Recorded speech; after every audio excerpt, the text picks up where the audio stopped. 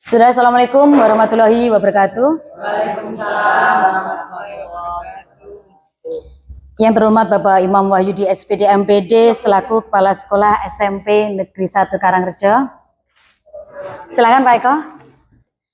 Yang kami hormati segenap Dewan Guru, tenaga kependidikan, karyawan dan karyawati SMP Negeri 1 Karangrejo yang berbahagia.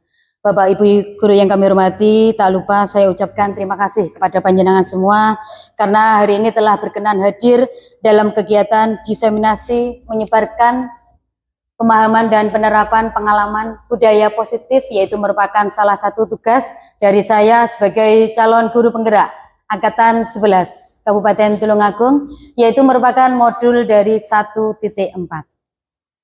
Dan sebelum kita mulai untuk materi kita pada siang hari ini, marilah kita sama-sama mengucapkan Bismillahirrahmanirrahim. Semoga acara pada hari ini dapat berjalan dengan lancar dan tentunya membawa manfaat untuk kita semua. Bismillahirrahmanirrahim. Ya Bapak Ibu yang kami hormati, karena waktunya sudah siang, mari kita mulai bersama-sama. Sebelumnya kita beryel-yel dulu untuk yel-yel SMP kita, gitu ya. Untuk yel-yel SMP kita yaitu SMP Negeri 1 Karangrejo, nanti kalau saya mengucapkan sponara, panjenengan jaya, jaya, jaya, luar biasa. Begitu ya Bapak Ibu. Oke, sponara, jaya, jaya, jaya, Luar biasa. sekali lagi, sponara, Jaya, jaya, jaya, luar biasa. ya terima kasih Bapak Ibu. Alhamdulillah panjenengan semua semangat untuk kegiatan saya hari ini, dan saya juga bersyukur karena saya sudah berdiri di antara panjenengan semua. Kita di sini sama-sama belajar yaitu tentang budaya positif.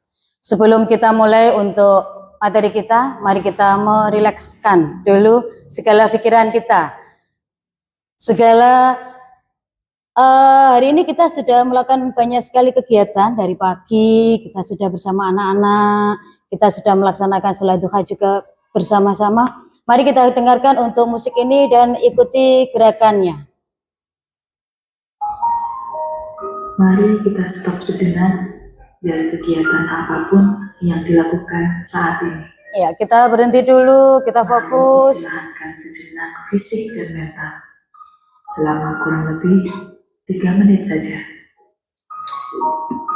Sebelum mulai, silakan Anda duduk senyaman mungkin. Silakan duduk senyaman mungkin. Anda bisa menggeser posisi tempat duduk. Ya, silakan geser tempat duduknya. Cobalah untuk duduk tidak membungkuk, tetap tegak, tetapi kedua bahu rileks. Ya, buat badan kita rileks. Mari rasakan kursi yang menopang tubuh Anda. Rasakan kedua telapak kaki bertumpu pada lantai. Letakkan tangan pada pangkuan atau di atas meja. Rileks, rileks. Kemudian silakan pejamkan mata jika merasa nyaman. Atau cukup arahkan pandangan ke bawah. Relax. Amati nafas. Amati nafas yang masuk dan keluar. Bernafaslah seperti biasa. Saat bernafas, rasakan udara yang masuk dan keluar melalui hidung. Rasakan abdomen yang turun naik saat bernafas. Mari napas lebih pelan, pelan, dan dalam. Rasakan perut mengembang dan mengempis saat bernafas. Sekarang kita akan bernafas dalam 4 hitungan dan menghembuskan dalam 4 hitungan pula. Mari kita mulai. Ambil nafas.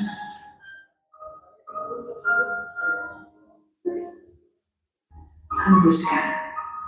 Dihembuskan pelan-pelan. Ulangi lagi, ambil nafas dalam. Hembuskan. Ulangi terus. Amati tubuh yang terasa lebih rileks saat mengeluarkan nafas.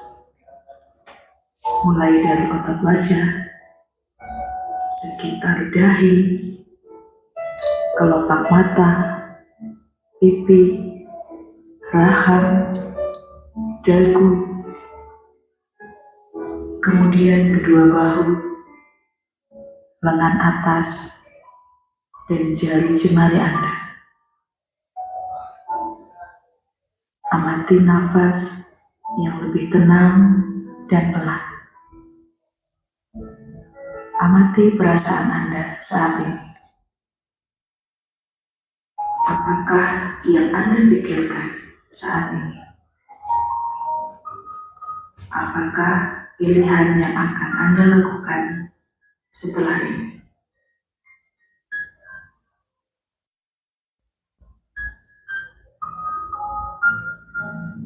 Silakan buka mata Anda perlahan. Oke, silakan buka mata perlahan-lahan. Untuk mengakhirinya, mari kita ambil nafas panjang sekali lagi. Ambil nafas lagi. Hembuskan perlahan.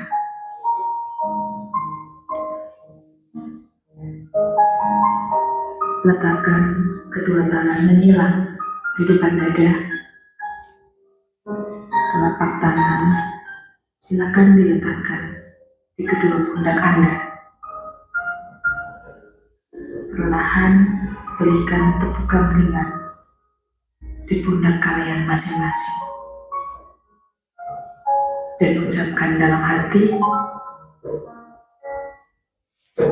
terima kasih untuk diriku. Terima kasih untuk diriku yang sudah berjuang. yang sudah berjuang. Setelah ini, silakan lanjutkan kembali kegiatan Anda dengan membawa perasaan yang lebih tenang, pikiran yang lebih fokus, dan tubuh yang lebih rileks.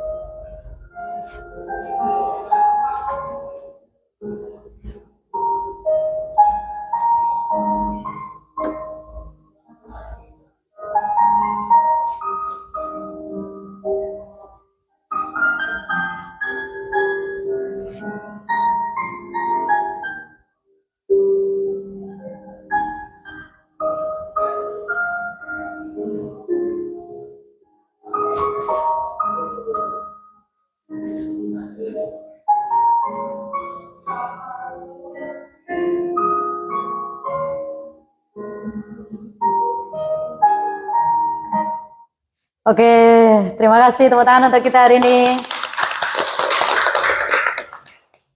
Bagaimana Bapak Ibu, sudah rileks atau belum? Sudah. Iya, alhamdulillah sudah. Oke, kita kembali ke materi lagi.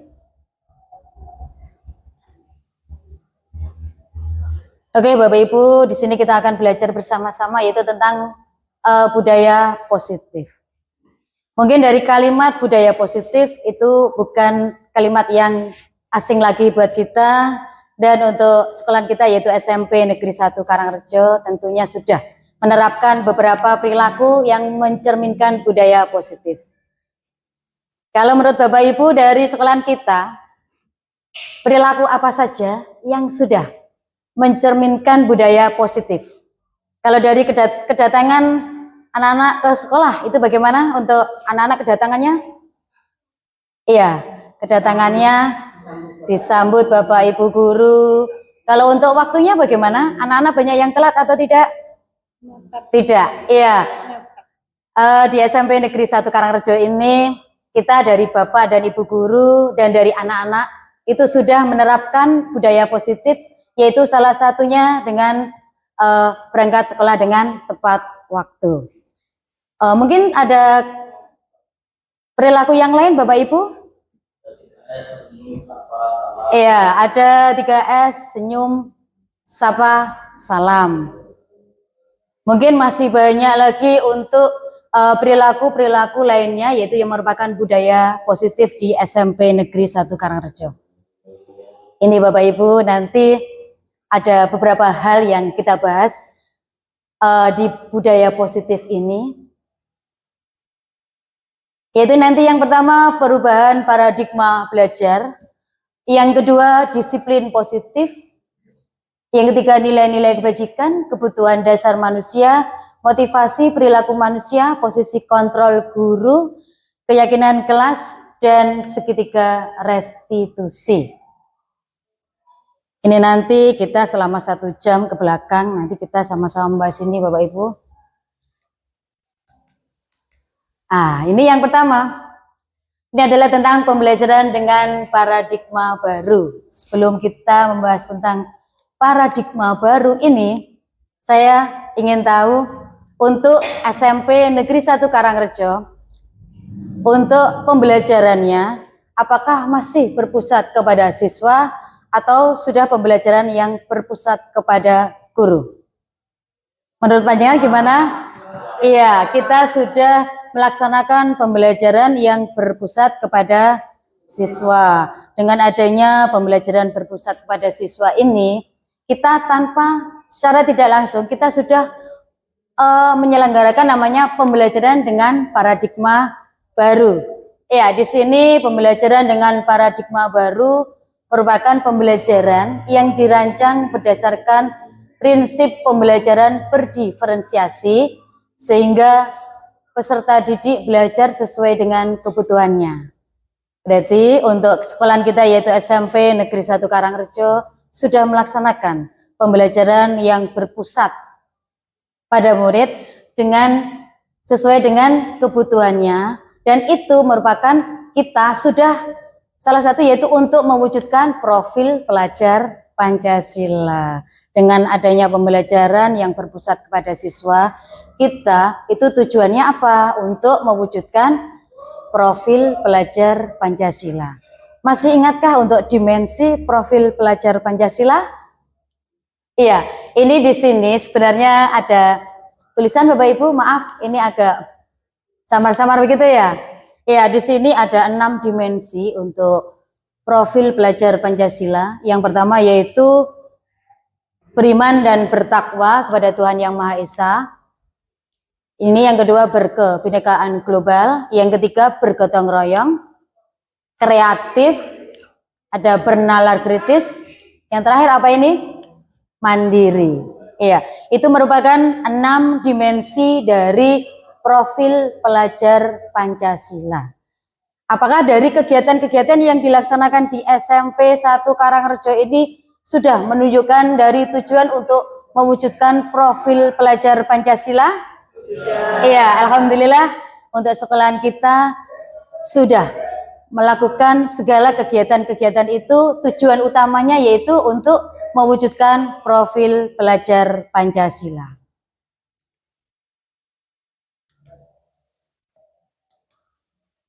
Oke, lanjut. Ini ada miskonsepsi yaitu tentang teori kontrol. Di sini Bapak Ibu ada gambar. Dari gambar ini mungkin ada yang bisa menceritakan Bapak Ibu. Ini kita itu di bagian mana? Ini ada siswa dan guru. Ini ada siswa dan guru di sini. Di sini kita umpamakan ini ada gambar 2 manusia, yang depan yaitu adalah siswa, yang belakang yaitu kita adalah guru. Di sini guru sedang memegang, kita kunci, seperti kunci begitu ya Bapak Ibu. Di sini kita sebagai guru itu memiliki ada namanya teori kontrol. Di sini kita sebagai apa nanti?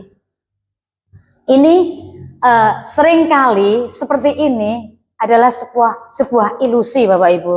Seharusnya apa yang dilakukan tidak seperti ini, kita tidak harus langsung selalu mengarahkan ke anak. Anak juga tahu apa yang akan dilakukannya. yaitu tentang miskonsepsi tentang teori kontrol, yaitu yang pertama ilusi guru mengontrol murid. Di sini guru selalu mengontrol muridnya itu tidak diberi kesempatan untuk berpikir apa yang dia kehendaki. Yang kedua yaitu ilusi bahwa semua penguatan positif, efektif, dan bermanfaat. Apa yang kita lakukan ke siswa, ini kita selalu beranggapan bahwa itu adalah suatu hal yang positif dan itu suatu hal yang benar. Dan yang ketiga yaitu ilusi bahwa kritik dan membuat rasa bersalah mampu menguatkan karakter. Padahal apa yang kita selalu salahkan ke anak itu belum tentu benar. Kita belum tahu apa yang terjadi kepada anak itu. Yang keempat yaitu ilusi bahwa orang dewasa berhak memaksa. Dan dari ilusi ini seringkali terjadi di sekitar kita di saat kita menghadapi peserta didik kita. Apakah begitu Bapak Ibu? Iya. Oke, kita lanjutkan untuk mengubah paradigma stimulus respon ke pendekatan teori kontrol. Di sini kita memberi stimulus kepada peserta didik kita. Sekarang stimulus respon, yaitu kebutuhan kita sama. Kalau kita di sekolah kebutuhan kita apa Bapak Ibu? Kita memiliki kebutuhan apa seandainya kita mengajar begitu? Mentransfer ilmu. Terus anak berarti menerima ilmu. Kadang itu untuk anak dan kita, anak belum siap tapi kita sudah memberikan pembelajaran. Begitu ya intinya. Oke, semua orang melihat hal yang sama. Kita melihat anak-anak didik kita itu memiliki kemampuan yang sama. Padahal untuk anak-anak itu memiliki kemampuan yang berbeda. Yang ketiga yaitu kita mencoba mengubah orang agar berpandangan sama dengan kita. Seandainya kita mengarahkan anak ke A, belum tentu nanti A itu sesuai dengan tingkatan kemampuan anak.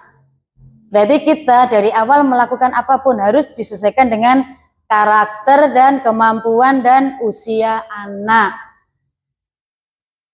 Terus lanjut, perilaku buruk dilihat sebagai suatu kesalahan. Jika kita melihat anak, kemarin anak ini melakukan kesalahan, nanti kita langsung menjudge dia sering melakukan kesalahan. Padahal kita masih pertama kali melihat anak itu salah. Belum tentu nanti besoknya anak itu juga salah. Teori kontrolnya semua perilaku memiliki tujuan. Selanjutnya yaitu orang lain bisa mengontrol saya. Teori kontrolnya hanya Anda yang bisa mengontrol diri Anda. Mungkin itu, kita lanjut. Ya, di sini kita nanti akan membahas selanjutnya yaitu disiplin positif. Dari kata disiplin itu sering kali kita mendengar. Kita memberi perintah ke anak, kamu harus disiplin, kamu datangnya harus tepat waktu, kamu harus mematuhi aturan. Itulah dari kalimat-kalimat tersebut merupakan cerminan dari kata disiplin. Apa itu sebenarnya disiplin? Disiplin itu berasal dari bahasa Latin Bapak Ibu, yaitu disciplina, begitu ya, yang artinya belajar. Disiplin mengacu pada disiplin diri yang memiliki tanggung jawab terhadap apa yang dilakukannya berdasarkan nilai-nilai yang diyakini. Untuk disiplin ini dimulai dari diri kita. Kalau untuk anak-anak dari SMP 1 Karangrejo bagaimana untuk tingkat kedisiplinannya? Sudah baik? Ya, alhamdulillah. Untuk anak-anak kita, meskipun kita harus sering mengingatkan, meskipun kita selalu jenuh untuk mengingatkan, tapi anak-anak itu selalu ingat kalau harus disiplin, utamanya disiplin waktu, begitu ya. Oke, lanjut. Disiplin merupakan salah satu cara disiplin positif merupakan salah satu cara penerapan disiplin yang bertujuan untuk menumbuhkan kesadaran serta memberdayakan peserta didik tanpa imbalan penghargaan. Ini Bapak Ibu yang perlu kita garis bawahi, tanpa imbalan penghargaan, ancaman, dan hukuman. Inilah yang sering terjadi untuk anak-anak kita. Saya datang ke sekolah biar tidak dimarahin BK kalau terlambat.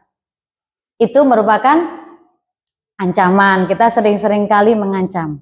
Ya, kalau tidak begitu karena hukuman. Nanti kalau saya tidak mengerjakan PR, saya nanti disuruh membersihkan kelas sendiri. Itu contohnya untuk hukuman. Sekarang untuk reward. Meskipun reward itu seringkali masih kita gunakan, sebenarnya menurut teori itu sudah dilarang. Tidak ada katanya reward, tidak ada penghargaan. Nanti siapa yang mendapatkan nilai bagus, nanti ada hadiah seperti ini. Itu sekarang kalau bisa mulai kita kurangi ya Bapak Ibu. Selanjutnya yaitu disiplin positif. Tadi sudah saya jelaskan yaitu disiplin dari bahasa Latin. Disiplin itu dimulai dari diri. Sekarang itu tidak ada penghargaan, reward tidak ada, ancaman ataupun hukuman itu tidak ada. Mungkin ini Bu Rizky nanti diterapkan ini, nggak ada hukuman ini. Iya.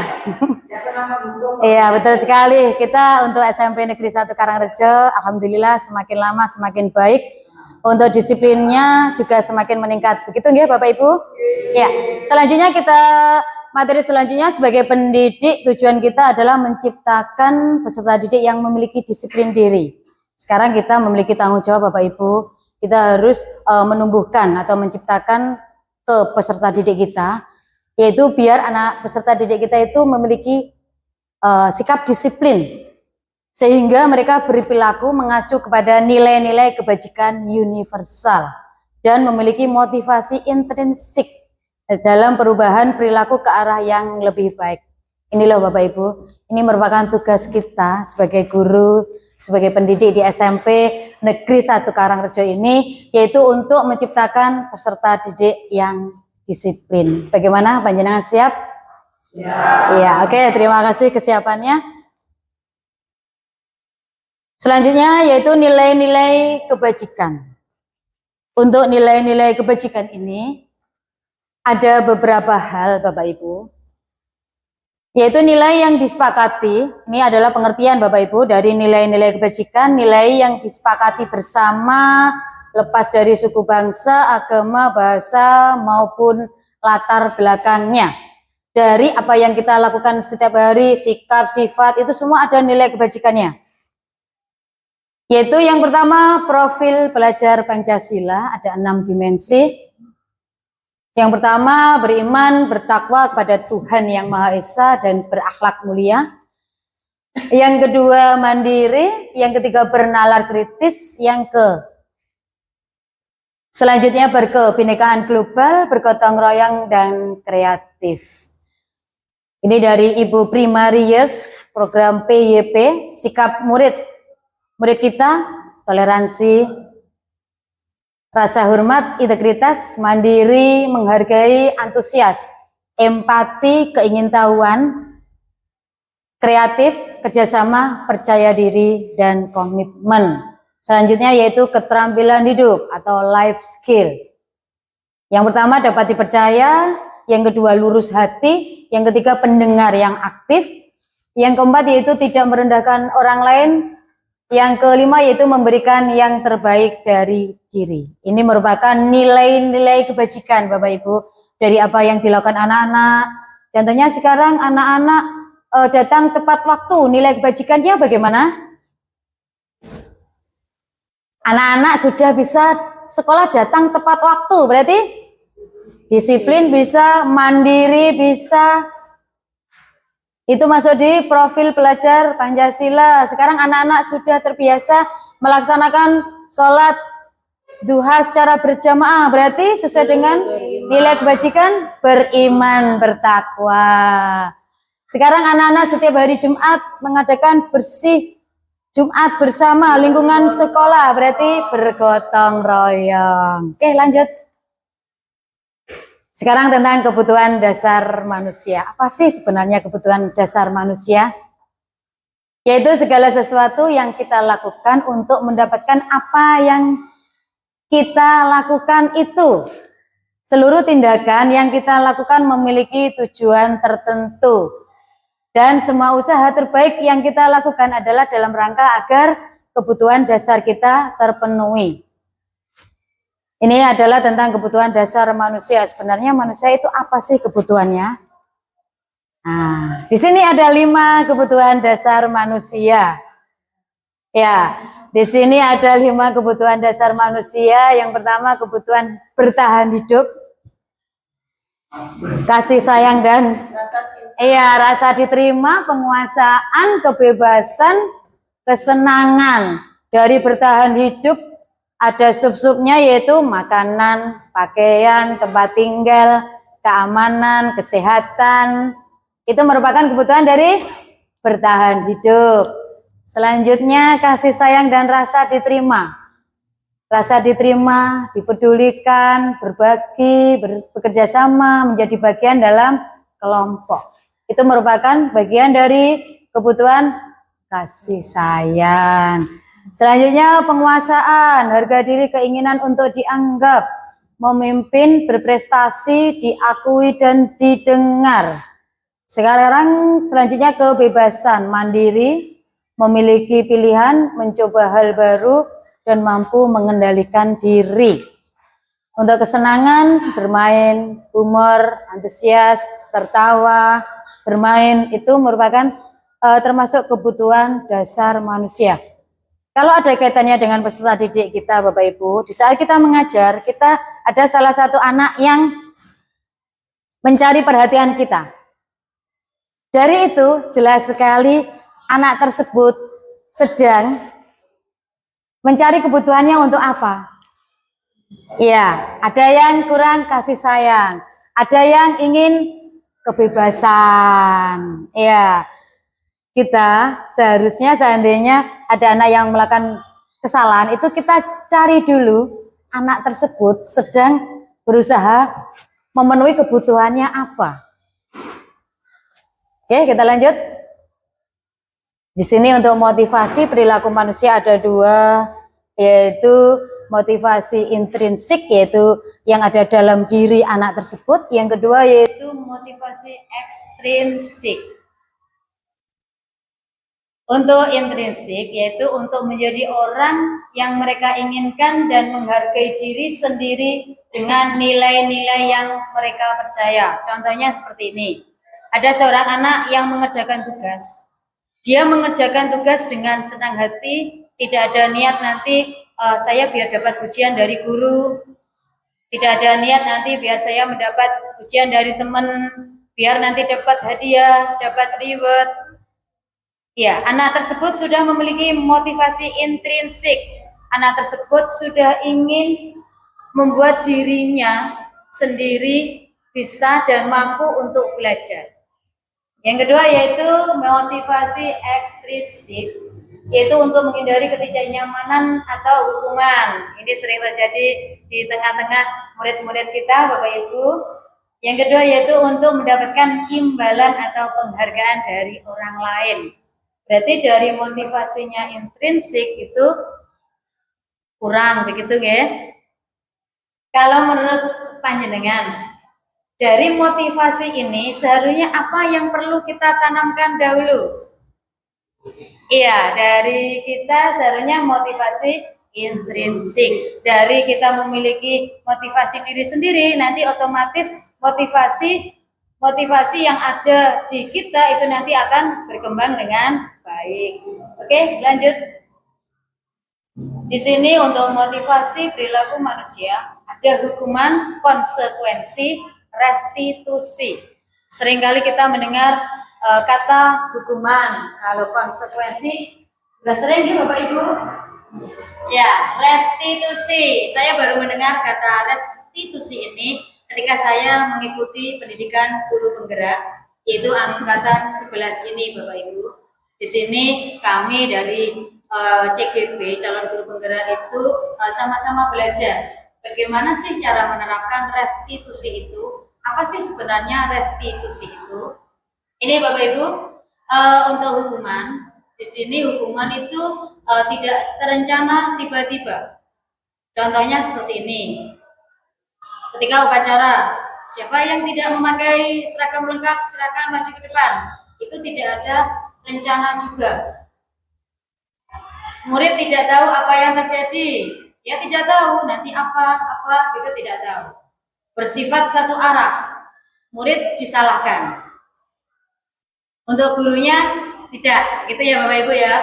Berupa hukuman fisik. Hukuman fisik contoh, disuruh membersihkan kamar mandi, disuruh push up, disuruh berlari. Kalau untuk berupa hukuman psikis, ucapan kita sering teriak, kamu sudah salah, kamu sudah ini ya. Itu termasuk hukuman psikis. Sekarang konsekuensi terencana disepakati.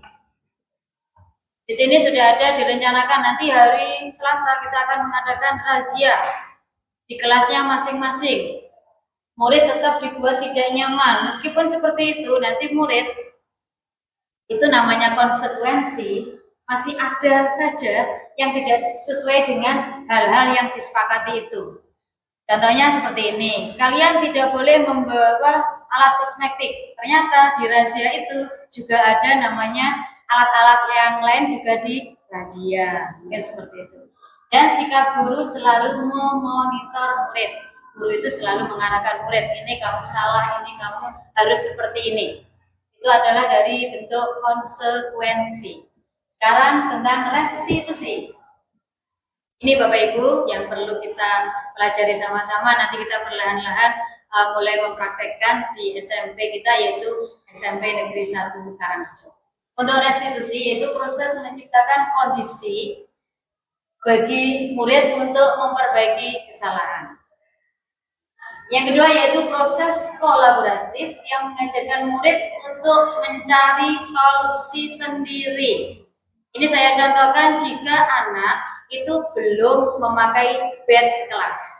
Kita untuk bertindak, kalau kita melakukan hukuman, jelas anak itu silakan kamu menyapu masjid. Itu nanti bentuknya hukuman. Kalau kita restitusi, itu nanti kita mengarahkan anak. Kenapa kamu belum memasang bed sekolah? Anak itu nanti pasti punya alasan. Karena ibu saya sakit, karena belum ada waktu. Kalau ada lagi karena saya belum punya uang. Dari itu nanti jawaban anak kita nanti bisa tanya lagi. Terus seandainya kamu hari ini masih belum memakai bed, nanti kamu memakai bednya kapan? Anak tersebut langsung secara tidak langsung mencari solusi. Bagaimana caranya kamu? Saat anaknya bingung, kita memberi kesempatan anak itu berpikir sesuai dengan kemampuan anak. Apa yang akan dilakukan anak tersebut? Saya nanti akan belajar menjahitnya, Bu.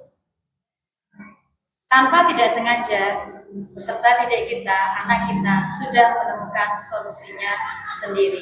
Dan solusinya itu kalau bisa dari solusi anak sendiri. Oke, kita lanjut. Sekarang 5 posisi kontrol guru. Di sini ada 5 posisi kontrol guru. Kita sebagai guru sudah sampai di posisi seperti apa? Jelas sekali kita punya pengalaman dari tahun ke tahun. Posisi semuanya ini kalau saya ada beberapa posisi yang selalu terulang-ulang saat kondisi yang darurat. Yang pertama yaitu penghukum. Di sini gambar ada seorang guru, guru dan anak. Itu sudah menunjuk seperti itu, anak menunjuk berarti anak tersebut melakukan kesalahan. Sana kamu baris di depan. Itu adalah kita sebagai penghukum. Yang kedua yaitu pembuat merasa bersalah. Itu ada emotikon sedih kalau anak-anak disalahkan, itu jelas merasa sedih. Padahal kita belum tahu alasannya anak itu membuat salah seperti apa. Yang ketiga yaitu sebagai teman.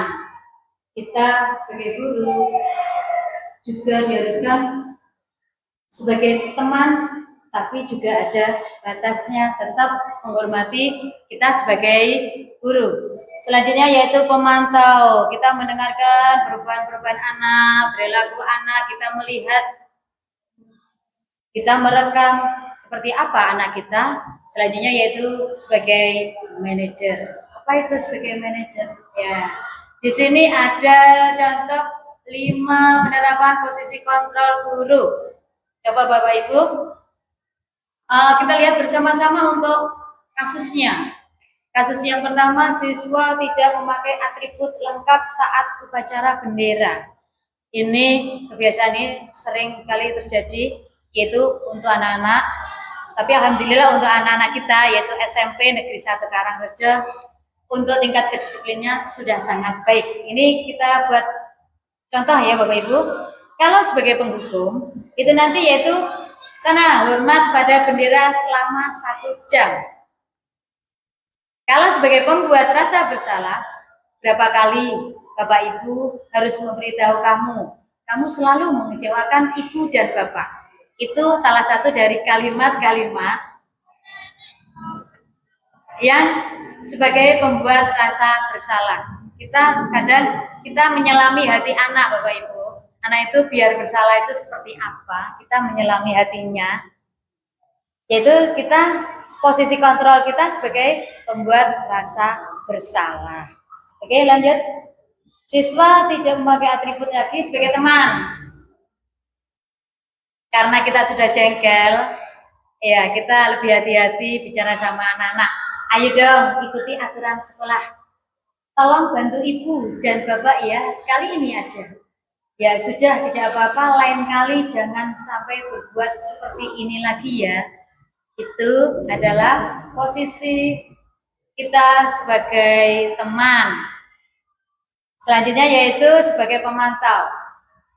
Kamu sudah melanggar peraturan sekolah, kamu tahu konsekuensinya. Setelah upacara kamu beli atributnya ke koperasi dan jangan diulangi lagi. Kita tahu anak itu tidak memakai atribut, kita tanya kalimat itu, apakah anak itu tahu konsekuensinya. Setelah itu kita mengarahkan ke anak, silakan ke koperasi, silakan ke koperasi dan jangan diulangi lagi. Berarti kita intinya untuk pemantau kita juga mengarahkan ke anak, silakan ke koperasi. Oke, sekarang ini sebagai manajer, ini adalah posisi kontrol guru yang harus mulai kita terapkan di sekolah kita, yaitu SMP Negeri 1 Karangrejo Bapak Ibu, yaitu kita sebagai manajer. Di sini contoh kalimatnya, apakah kamu tahu kesalahanmu? Kira-kira bagaimana kamu memperbaiki kesalahanmu? Ini Bapak Ibu yang harus kita terapkan. Jika ada anak itu yang melakukan kesalahan, anak tersebut harus kita beri waktu untuk berpikir, apakah sebenarnya kesalahannya? Lalu apa solusinya? Itu tetap yang memikirkan anak. Oke, sekarang lanjut. Coba kita sekarang posisi kontrol, apakah aku? Coba Bapak Ibu, kita jawab sama-sama nanti. Saya kecewa sekali dengan kamu. Apakah sebagai teman, sebagai penghukum, rasa bersalah? Bagaimana? Oke, kita lihat. Iya, pembuat rasa bersalah. Selanjutnya, kalimat selanjutnya, kamu tidak pernah benar melakukannya. Iya, penghukum. Lanjut, apa rencana kamu untuk menyelesaikan masalah ini? Apa tadi? Kita tanpa memberi solusi. Berarti kita sebagai manajer. Lanjut, ayolah lakukan demi Bapak Ibu ya. Teman. Sebagai teman. Oke, kamu tidak akan pernah mendapat nilai jika tidak mengerjakan tugas. Iya. Pemantau. Ya. Oke, terima kasih Bapak Ibu. Kita lanjutkan untuk materi kita selanjutnya, yaitu tentang keyakinan kelas. Mengapa keyakinan kelas bukan peraturan kelas? Seringkali kita mendengar dari keyakinan kelas atau peraturan kelas, Bapak Ibu. Peraturan. Iya, peraturan kelas. Kalau peraturan kelas itu biasanya dibuat satu pihak saja. Peraturan sekolah, siapa yang membuat? Dari sekolahan. Padahal untuk peraturan sekolah itu nanti yang harus mentaati seluruh warga sekolah. Kalau keyakinan kelas di sini nanti yaitu suatu keyakinan yang dipercayai untuk anak-anak, yang diyakini untuk anak-anak dibuat bersama-sama dengan guru.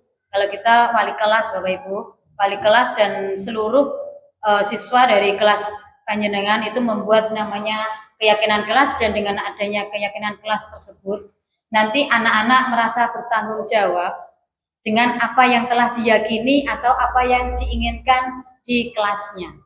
Itu keyakinan kelas. Ya, untuk pembentukan keyakinan kelas bersifat abstrak berupa pernyataan universal.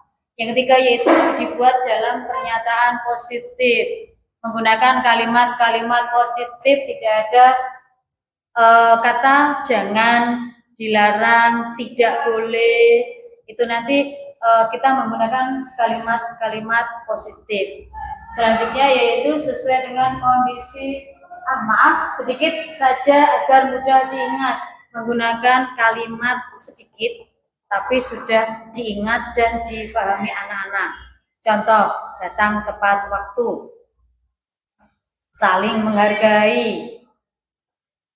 Selanjutnya sesuai dengan kondisi kelas dan sekolah sehingga mudah diterapkan. Jadi disesuaikan dengan kondisi kelas 8A dengan kelas 8B belum tentu sama kondisi kelasnya, belum tentu sama dengan kondisi anak-anaknya. Keyakinan kelas sekolah juga beda. Sekolah kita dengan sekolah yang lain jelas beda. Sekolah yang ada di desa dengan sekolah yang ada di kota jelas beda juga. Selanjutnya semua warga sekolah atau kelas dilibatkan saat membuat keyakinan kelas. Apakah kelas Bapak Ibu sudah membuat keyakinan kelas? Sudah, ya. Alhamdulillah. Untuk kelas Bapak Ibu sebagian besar di SMP Negeri 1 Karangrejo sudah membuat keyakinan kelas yang disepakati oleh Bapak Ibu wali kelas dan anak-anak. Oke, contoh keyakinan kelas.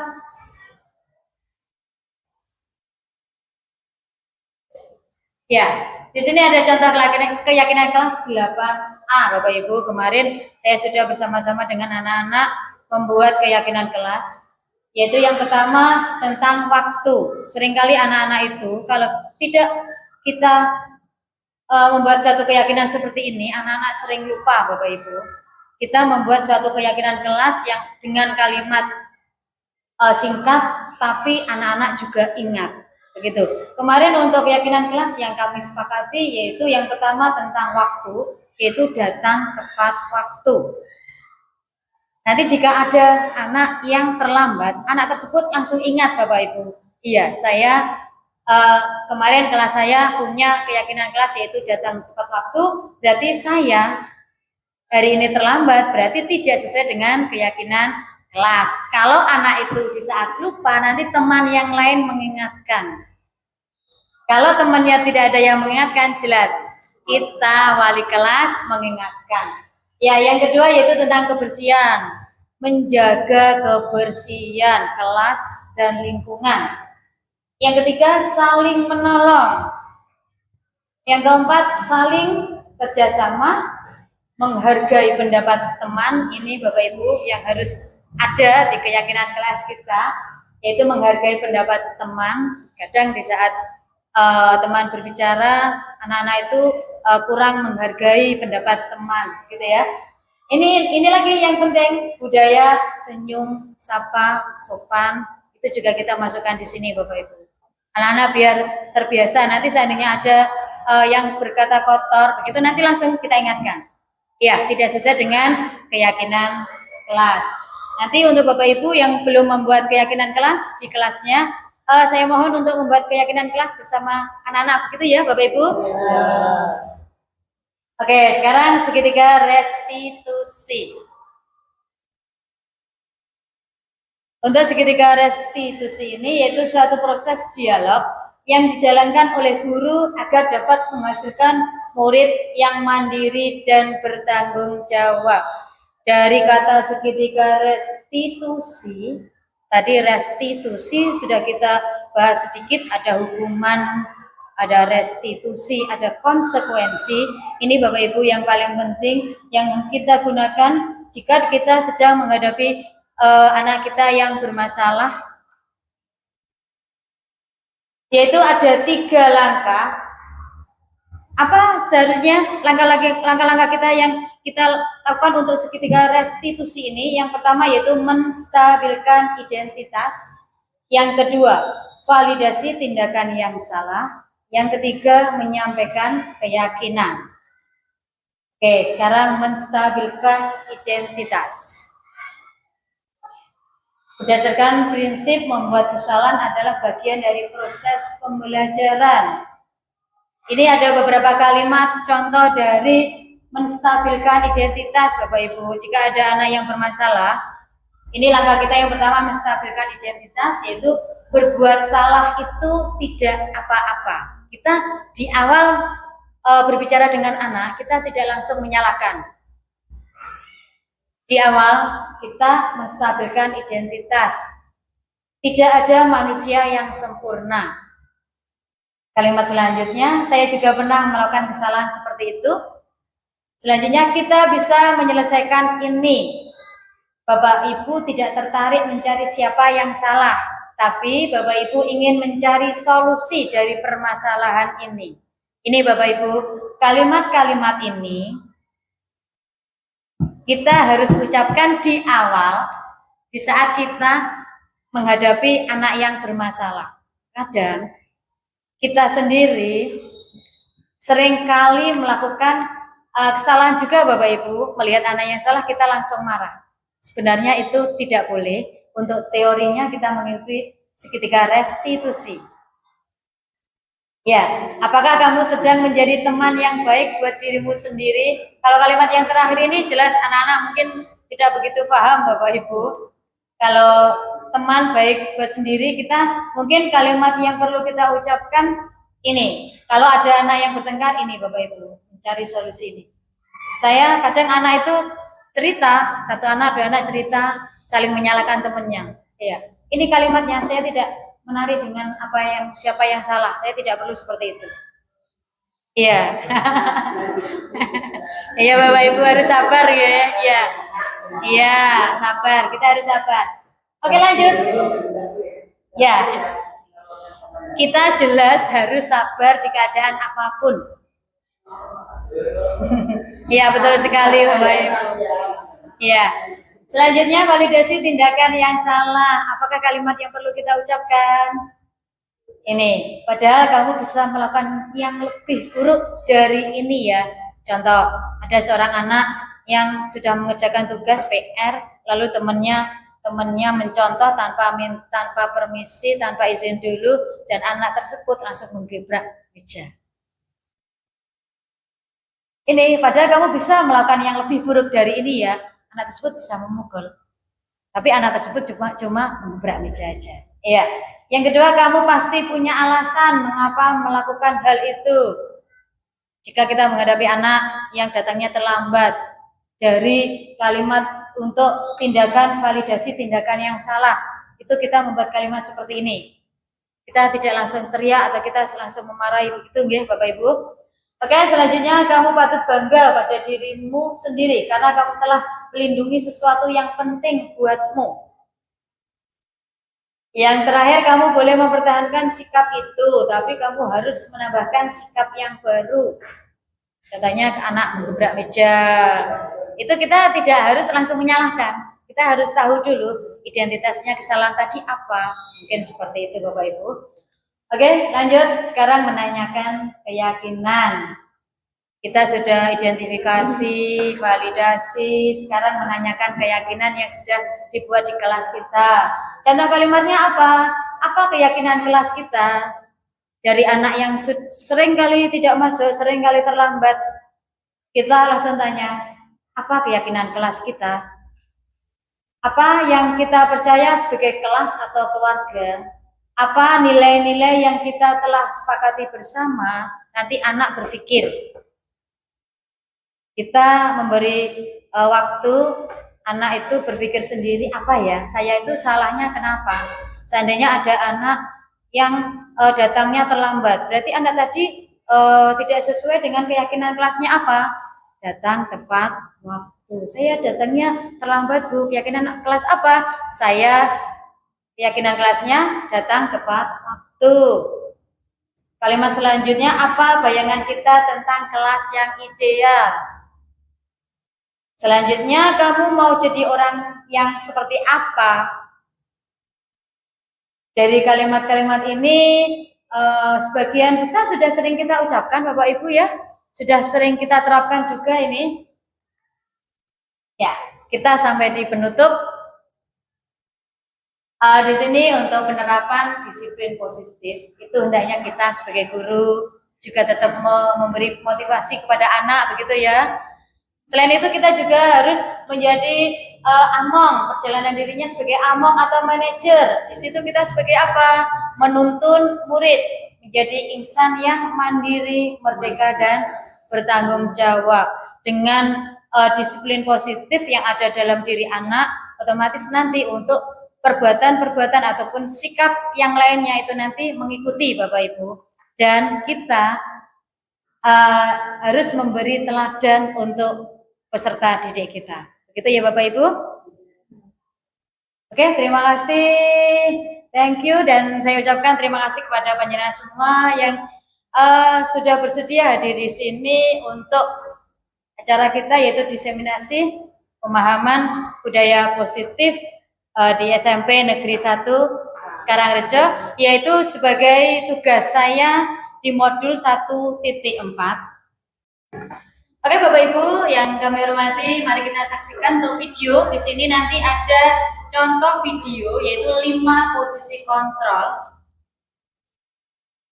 Oke, kita selamat menyaksikan. Coba.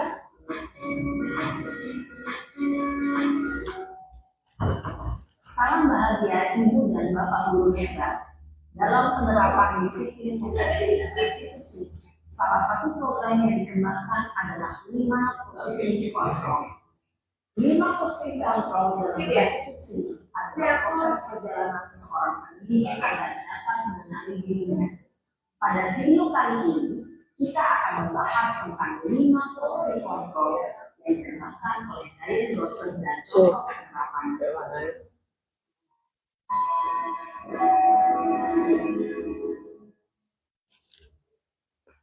5 posisi kontrol itu adalah 1. Posisi penghukum, 2. Posisi pembuat rasa bersalah, 3. Posisi teman, 4. Posisi pemantau atau monitor, dan 5. Posisi manajer. Untuk lebih memahami kelima posisi tersebut, mari kita saksikan kasus Naren yang terlambat hadir 20 menit di sekolah dan melihat bagaimana kelima posisi kontrol dalam menghadapi masalah tersebut.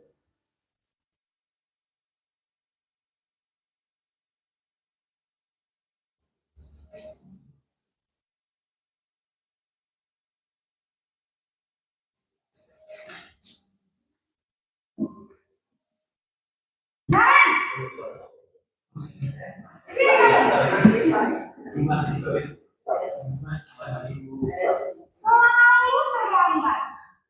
Kamu deh, pasti terlambat. Aku, saya, Apa? Apa coba? Alasan kamu apa lagi? Kapan sih kamu tidak terlambat? Aku biasanya nggak bilang juga. Malah sekalian Ya, di sini posisi sebagai penghukum ya. kapok sih kamu. Sudah berapa kali terlambat? Sana, kamu keliling lapangan basket 2 kali. kenapa saya harus ke lapangan basket, Bu? Kenapa? Kamu melawan ibu. Berani-beraninya jawab. Sudah terlambat, masih berani jawab pula. Sekarang, keliling lapangan basket 5 kali sekalian. Biar kapok. Cepat. Pergi sana ke lapangan basket. Ya, di sini ada anak terlambat berbicara dengan nada tinggi, menghardik, menunjuk-nunjuk, menyakiti, dan menyindir. Hukuman bisa berupa fisik maupun psikis. Ibu dan Bapak Guru hebat, Dampak yang terjadi pada murid ketika guru berada pada posisi penghukum adalah murid cenderung akan memberontak, bahkan menyimpan dendam.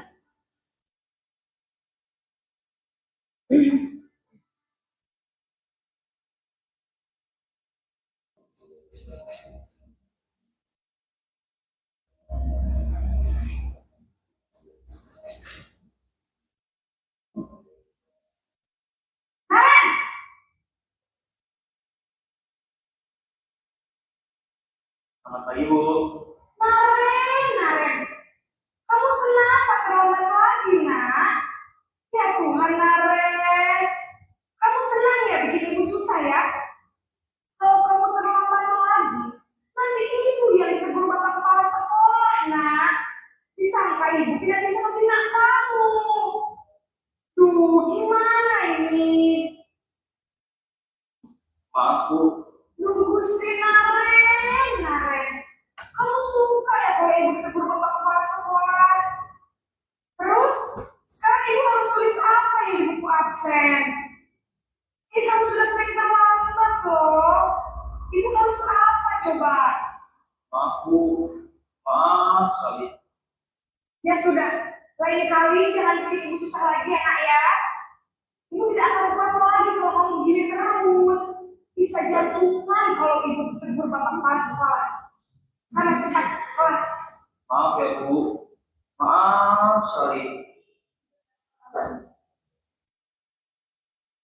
Posisi pembuat rasa bersalah berbicara dengan nada tenang, cenderung lembut, namun kata-kata yang diutarakan membuat murid merasa menjadi orang yang gagal, memandang buruk dirinya sendiri, merasa tidak berharga, dan tidak sanggup membahagiakan orang lain. Ketika guru mengambil posisi pembuat rasa bersalah, murid akan menganggap dirinya yang bersalah dan ia akan menyimpan emosi negatif tersebut di dalam dirinya.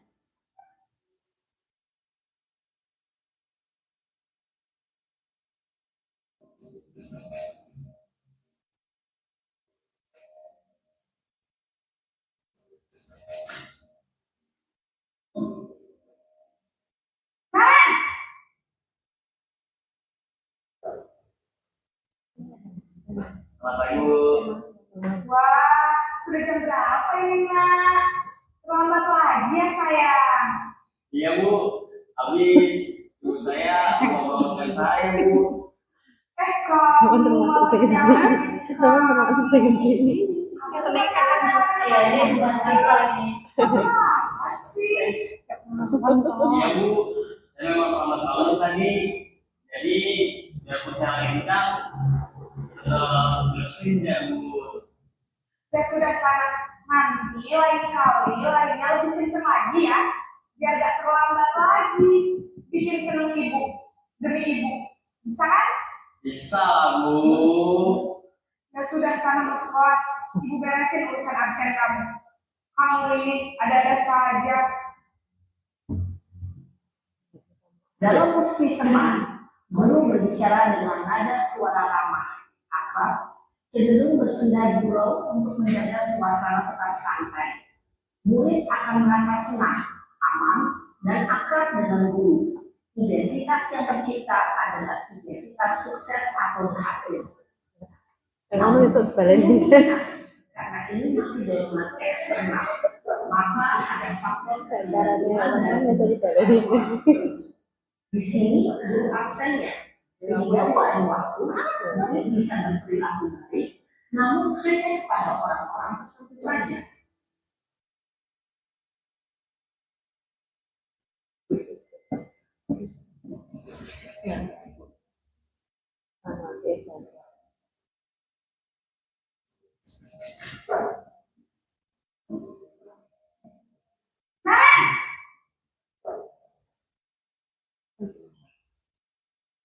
Selamat pagi, Bu.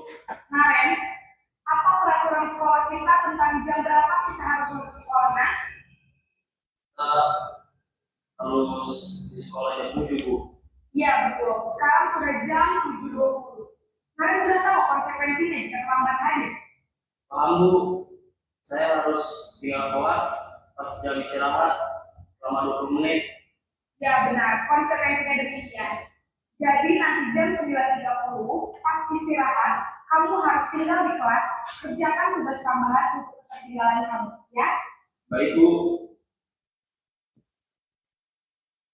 Posisi pemantau mengandalkan penghitungan atau data untuk mengontrol murid. Guru mengarahkan murid berdasarkan peraturan dan konsekuensi. Seorang pemantau menunjukkan bahasa tubuh dan ekspresi wajah yang datar dan cenderung formal.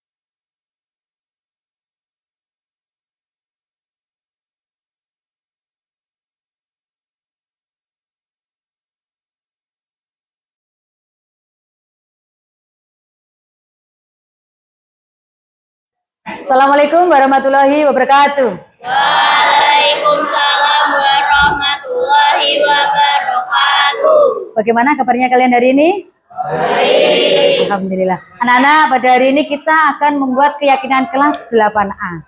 Dari kalimat keyakinan kelas, apakah kalian sudah pernah mendengar? Belum? Ya.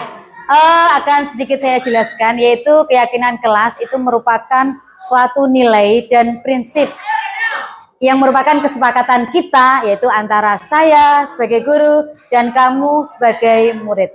Apakah tujuannya?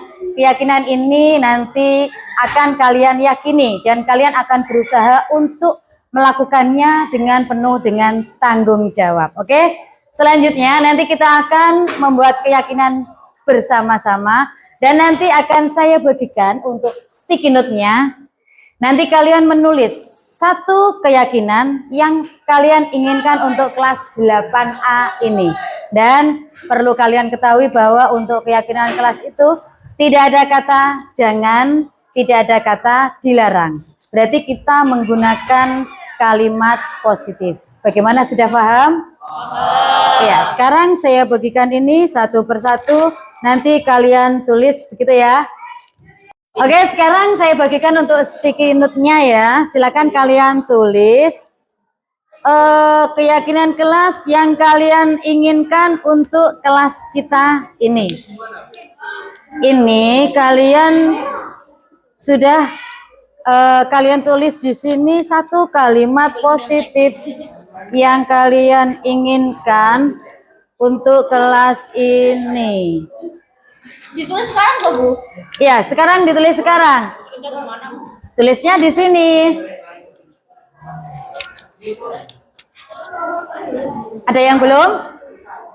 Sudah? Iya. Kelebihan nggak apa-apa ditaruh di meja. Yang sudah selesai bisa ditempelkan di kertas plano di sini. Ini ya. Silakan yang sudah selesai bisa ditempelkan.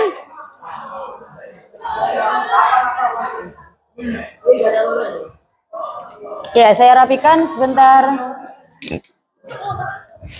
Iya.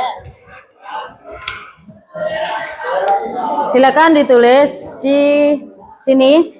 Silakan ditempel yang sudah.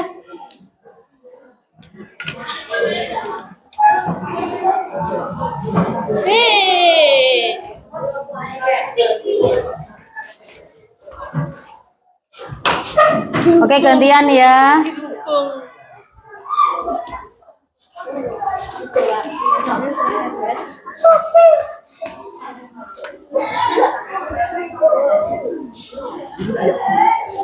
Sana, di sana aja. Cukup, tempatnya cukup. Oke, di sampingnya boleh, di bawahnya langsung di bawahnya aja. Jangan di atasnya, di bawahnya. Nah.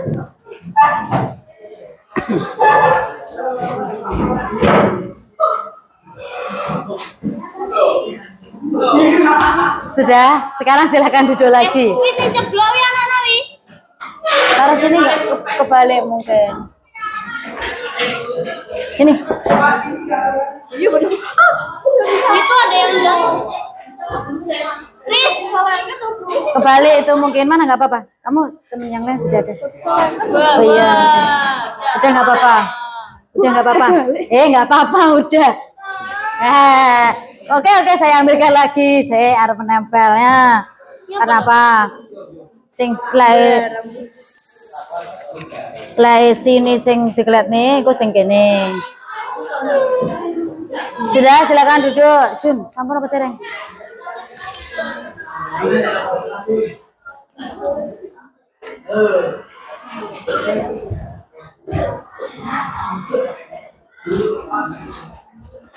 Oke, sudah kembali ke tempat duduknya Han. Oke, alhamdulillah kita sudah mendapatkan beberapa kalimat untuk keyakinan kelas, yaitu kelas 8A. Mungkin ada yang belum? Sudah? Oke, dari beberapa kalimat ini nanti jika ada kalimat yang sama nanti akan kita ambil satu begitu ya. Oke, siapa yang mau membantu saya? Oke, Grandi silakan maju. kita mencari kalimat yang sama dan kita mau ngambilnya. Begitu ya. Ini berbicara dengan sopan. Oke, silakan Grandi sebelah sini. Kamu ambil kalimat yang sama. Nanti untuk kalimat yang sama kamu pegang. Seandainya ini ada berbicara dengan sopan. Gini ya, kamu cari yang berbicara dengan sopan, kita ambil. Kita ambil ya, kita sisihkan. Ada lagi saling membantu. Datang tepat waktu, sudah ada. Saling membantu diambil. Oke, datang sekolah tepat waktu. Saling menghormati, iya oke.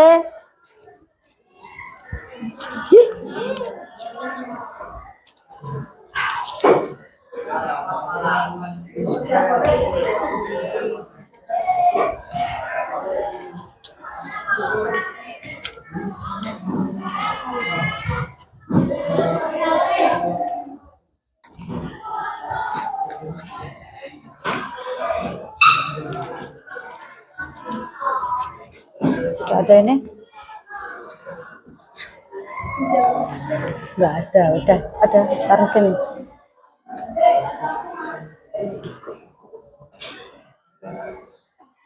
Iya, anak-anak coba kalian lihat. Jadi tetap di sini. Di sini kita sudah menemukan ada 5 kalimat yang merupakan keyakinan kelas 8A. Coba Grandis silakan dibaca dengan suara lantang. Yang pertama apa?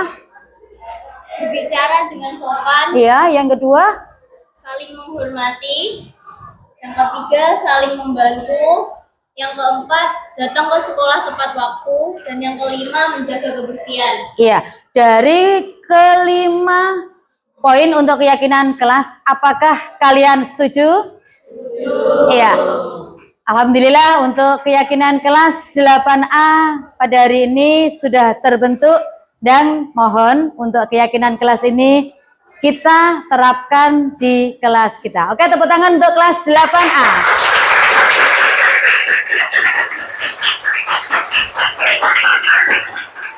Sudah, silakan kembali. Oke, anak-anak semua, hari ini alhamdulillah sudah kita membuat keyakinan kelas, yaitu ada 5 poin. Yang pertama yaitu berbicara dengan sopan. Yang kedua, datang ke sekolah tepat waktu. Yang ketiga, saling menghargai. Yang keempat, saling membantu. Dan yang kelima, menjaga kebersihan. Terima kasih untuk kerjasamanya. Sampai ketemu di lain waktu. Wassalamualaikum warahmatullahi wabarakatuh. Waalaikumsalam.